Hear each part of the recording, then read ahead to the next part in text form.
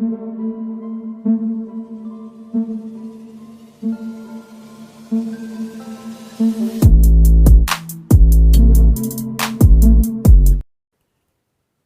दोस्तों, scary story official में आप सबका स्वागत है।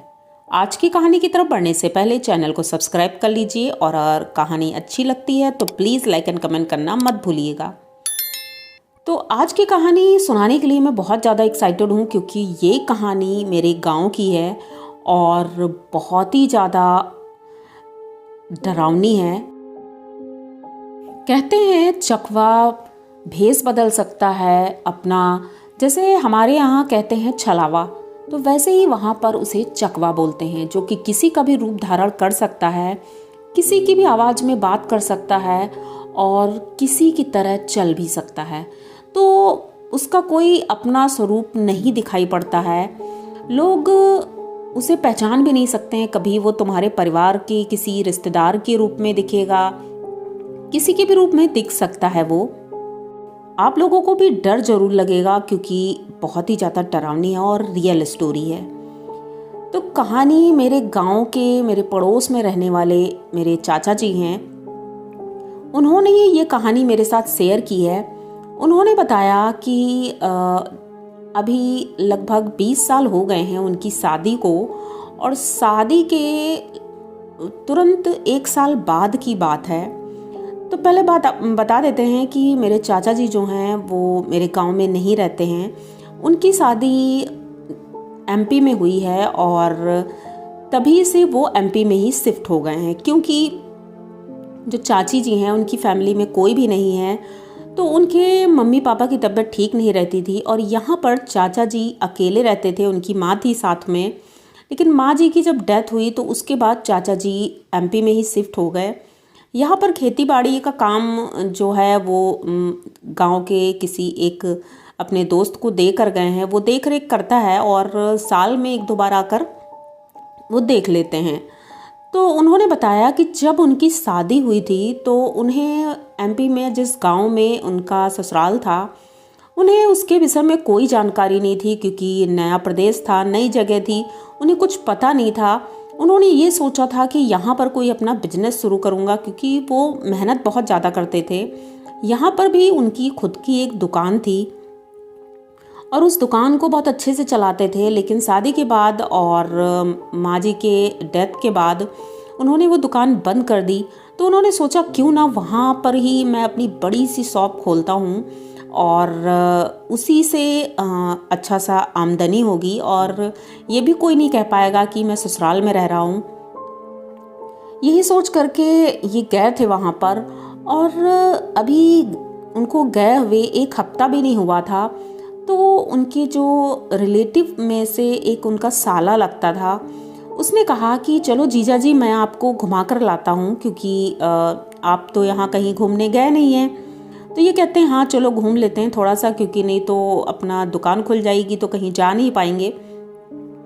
सब कुछ ठीक ठाक था और उस दिन शाम के नाश्ते के बाद वही 5 बजे के आसपास ये निकलकर घर से बस थोड़ा सा टहल रहे थे, तो बड़ी बड़ी पहाड़ियाँ थी, बहुत अच्छा लोकेशन था जहाँ पर वो गांव है। तो उन्हें बड़ा अच्छा लग रहा था, क्योंकि यहाँ यूपी में ऐसा कुछ भी नहीं है, कोई पहाड़ियाँ नहीं है, बस नॉर्मल जंगल हैं। लेकिन वहाँ पर जंगल, पहाड़, नदी, झरने, जहाँ पर उनका गांव था ये सब कुछ था वहाँ पे। तो उन्हें बहुत अच्छा लगता था और वो सोच रहे थे कि चलो अच्छा हुआ मैंने यहाँ आने का डिसीजन बहुत अच्छा लिया है। तो अब ये घूम रहे थे, तभी इन्होंने देखा कि एक आदमी है जो बहुत तेज़ी से भागता हुआ आ रहा है सामने से।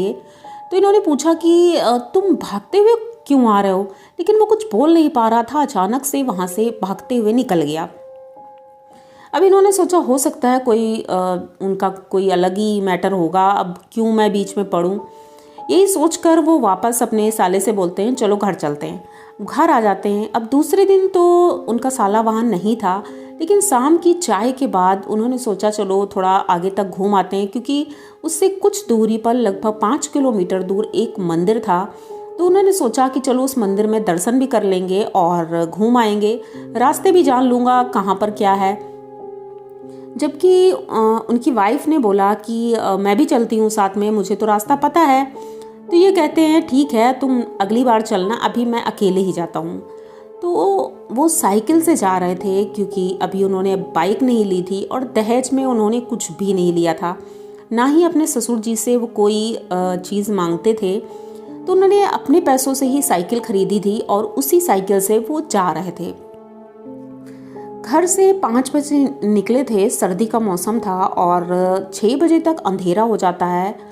तो ये साइकिल से जा रहे थे और जाते ही मतलब रास्ते में इतना बड़ा जंगल मिला था कि वो घबरा गए थे जंगल को देखते ही। और इधर उधर देखते हैं तो कोई नहीं दिख रहा था क्योंकि वो पगडंडी थी और वहाँ पर रोड लाइट भी नहीं होती है। तो ये सारी चीज़ें बहुत ही ज़्यादा डरावनी थी।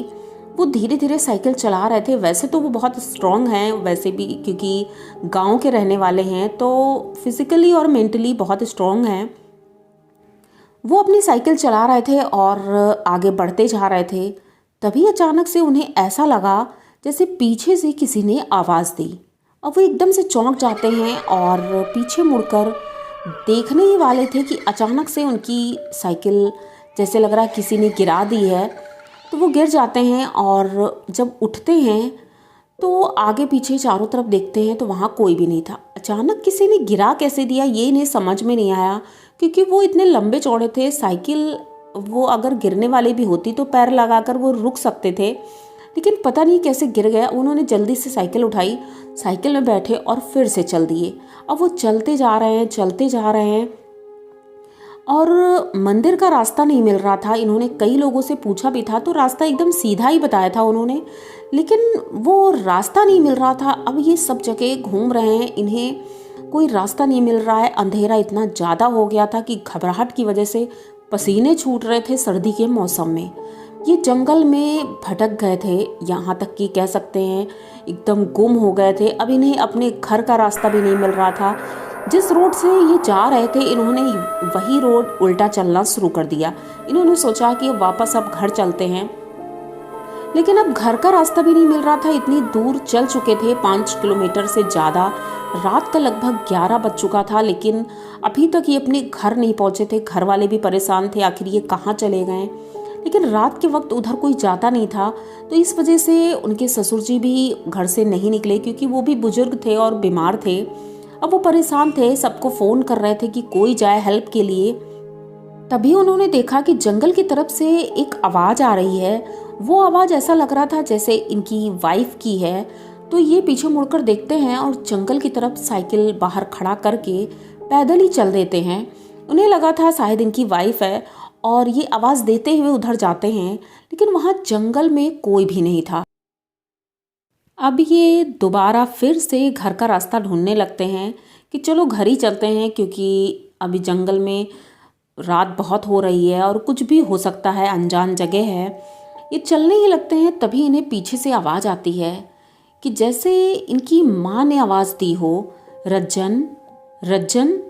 अब इनका नाम रज्जन था और इनकी माँ की आवाज़ थी। ये एकदम से चौंक जाते हैं क्योंकि इनकी माँ अब इस दुनिया में नहीं थी। तो ऐसा कैसे हो सकता है कि मेरी माँ की आवाज़ आ रही है। ये उस आवाज़ के पीछे पीछे चलने लगते हैं। इन्हें महसूस होता है कि कोई आगे आगे जा रहा है, लेकिन अंधेरा इतना ज़्यादा था कि कुछ क्लियर दिख नहीं रहा था। तो उस आवाज़ के पीछे ये चलते रहते हैं। बीच बीच में आवाज़ आ रही थी, फिर अचानक से आवाज़ तो बंद हो जाती है, लेकिन वो औरत इन्हें दूर से अब दिख रही थी। वो पहाड़ी के ऊपर जाती है और पहाड़ी के ऊपर, ज़्यादा ऊपर नहीं था, लेकिन वो ऊपर चढ़ती है और रज्जन की तरफ एक नज़र देखती है। घूंघट डाल रखा था, लेकिन एक नज़र देखती है। अब रज्जन जी उधर देखते हैं और चलते रहते हैं। तभी अचानक से वो नीचे नदी में कूद जाती है। ये एकदम से चिल्लाते हैं बहुत ज़ोर से और उसकी तरफ दौड़ने लगते हैं। दौड़ करके ये भी नदी में कूद जाते हैं और सोचते हैं कि मैं उसे बचा लूँगा, क्योंकि ये तैराक भी बहुत अच्छे थे।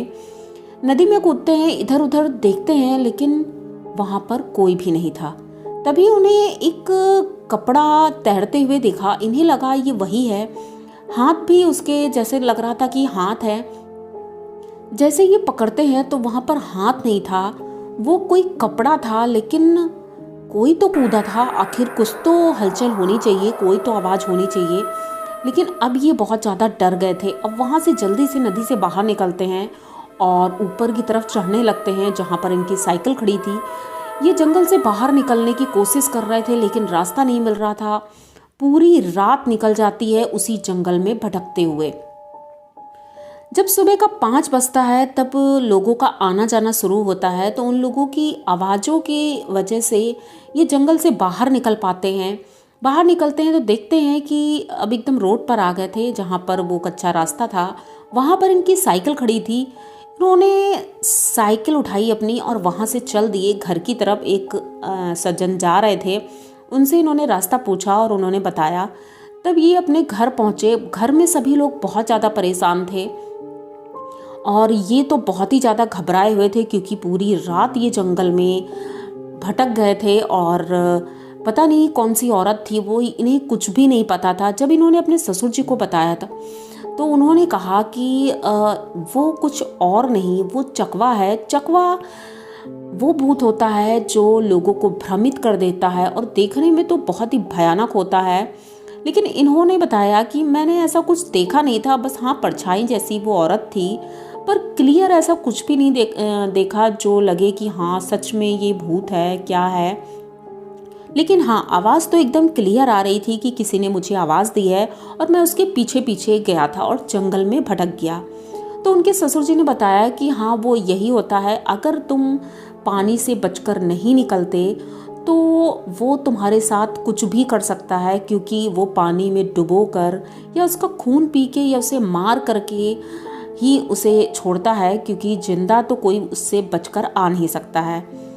तो चाचा जी बोलते हैं कि मेरा तो वो कुछ भी नहीं बिगाड़ सकता था पिताजी, क्योंकि मेरे गले में रुद्राक्ष की माला है और मैं भोले बाबा का इतना बड़ा भक्त हूँ, तो वो मेरा कुछ नहीं बिगाड़ सकता। तो उनके ससुर जी ने कहा शायद इसी वजह से आज तुम्हारी जान बच गई है, वरना उस जंगल से बच के आना तो बहुत ही किस्मत वाला इंसान होगा जो बच के आता है। तो आज तुम बच के आ गए हो, लेकिन दोबारा ऐसी गलती मत करना कि उस रास्ते पर रात के समय जाना, क्योंकि वहाँ पर चकवा रहता है। अब ये इतना समझ गए थे, उसके बाद तो वहाँ रहने लगे और अब तो अच्छे से सब कुछ जानते हैं। तो जब उन्होंने ये सब कुछ बताया मुझे तो बहुत ही ज़्यादा डर लगा था, क्योंकि ये उनका रियल हॉरर एक्सपीरियंस था और बहुत ही ज़्यादा डर लग रहा था। वो तो अभी भी डर रहे थे जब वो सुना रहे थे, लेकिन फिर भी वो इतने स्ट्रॉन्ग थे जिस वजह से बच गए। तो आप लोगों को इनकी ये कहानी कैसी लगी? अगर अच्छी लगी हो तो प्लीज़ चैनल को सब्सक्राइब करिए, लाइक कमेंट करिए, शेयर करिए और बने रहिए हमारे साथ। मिलते हैं फिर किसी नई कहानी में और तब तक डरते रहिए।